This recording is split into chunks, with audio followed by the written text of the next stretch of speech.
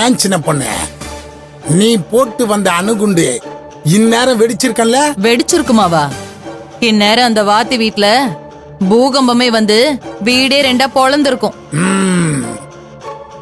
இப்பதாண்டி என் மனசு குளிர்ந்து இருக்கு. அந்த வாத்தி பையன் என்ன கேள்வி கேட்டதும் அவன் மூஞ்சி போன திசையை பார்க்கணுமே, அது கண்கொள்ளா காட்சி.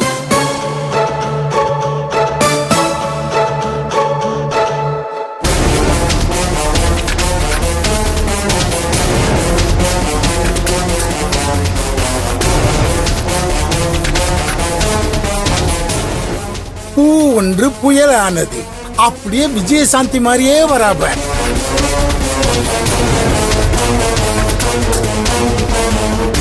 என்ன, நாங்க வந்துட்டு போனத உன் மாமியாக்காரி அப்படியே வத்தி வச்சிட்டாலோ? உன் மூஞ்சில அப்படியே கொலை வெறி தெரியுது. உனக்கு வெக்கமா இல்ல? நீ எல்லாம் ஒரு மனுஷனா?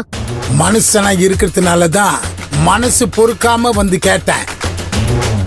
எந்த ஊர்ல நடக்குது இந்த மாதிரி அநியாயம்? பெத்த பொண்ணு கழுத்துல கட்டின தாலியோட ஈரம் கூட இன்னும் காயில. உன்னை இந்த வேகாத வெயில வேலைக்கு அமிச்சு வச்சுட்டு உக்காந்து திங்களான்னு பாக்குறாங்களோ, அவெல்லாம் ஒரு மனுஷன். வெக்கம் கெட்ட ஜென்மங்க.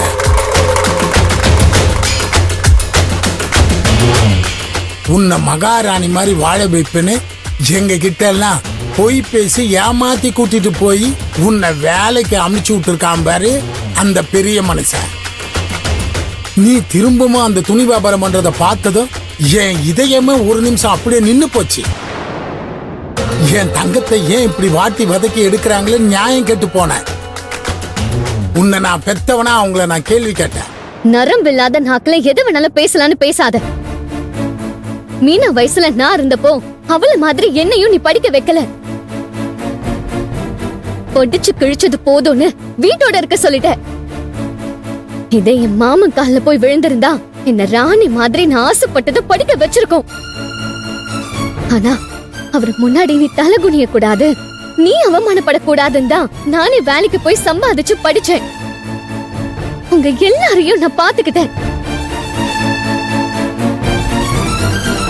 எப்படி என் மாமா என்ன வேலைக்கு அனுப்பி அவரை உட்கார்ந்து சாப்பிடுறாரா? அவர் தகுதி தராதரம் என்னன்னு தெரியுமா உனக்கு? அவர் தோப்புலயும் வயல்லயும் வேலை செய்யற ஆளுங்களோட எண்ணிக்கை என்னன்னு தெரியுமா உனக்கு? அவர் எவ்வளவு சம்பளம் கொடுக்கறாருன்னு கணக்காச்சும் உனக்கு தெரியுமா?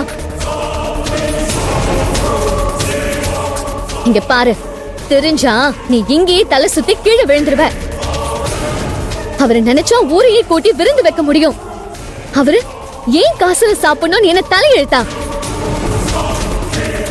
அப்படி ஒரு மச்சான கூட வச்சுட்டு வீம்புக்கு வாழ்றேன்னு கேவலப்பட்டு நீங்க வாழ்றீங்க. என்ன வேலைக்கு அனுப்பிட்டு அதுல வர காசுல புருஷனு பொண்டாட்டி உட்கார்ந்து தின்னுட்டு என் மாமனை பத்தியே பேசுறீங்களா? மரியாதை கெட்டு போயிடும். ஏய், உன் மாமனை பத்தி இவ்வளவு வக்கனியா பேசுறியே, பின்ன எதுக்கடி நீ வேலைக்கு போன? இத்தனை நாளும் எப்படி உங்களுக்காக நான் உழைச்சேனோ அதே மாதிரி இப்பவும் உங்களுக்காக தான் உழைக்க கிளம்பினேன்.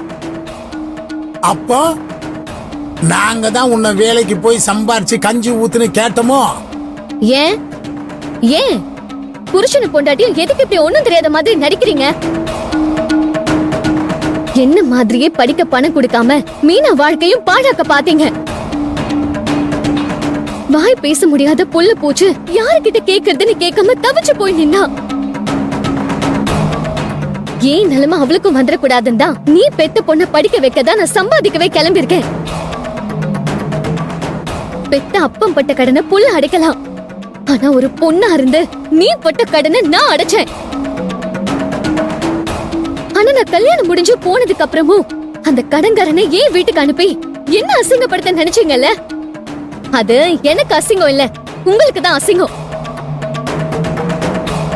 திரும்பவும் அந்த மனுஷன் பணம் கேட்டு அங்க வந்து மறுபடியும் நீங்க அசிங்கப்படக்கூடாதுன்னு தான் அந்த கடனை நான் அடைக்கிறதுக்காக தான் திரும்பவும் நான் வேலைக்கு போனேன்.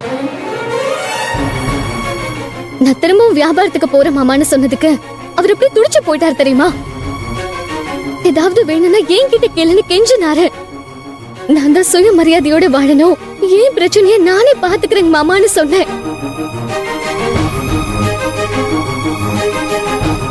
என் தன்மான பணத்துக்கு மரியாதை கொடுத்து என்ன வியாபாரத்துக்கு போக நல்ல மனசோட வாழ்த்தி அனுப்புனாரு. போட்ட போதை ஏறிடுச்சுன்னா ஒழுங்கா வீட்டுல படுத்து கடை. இப்படி தலையும் புரியாம வாலும் புரியாம பேசாத. இனி என்னைக்கும் எதுக்காகவும் நீ அந்த வீட்டு பக்கமே வரக்கூடாது. ஓ ச்சே, அக்கா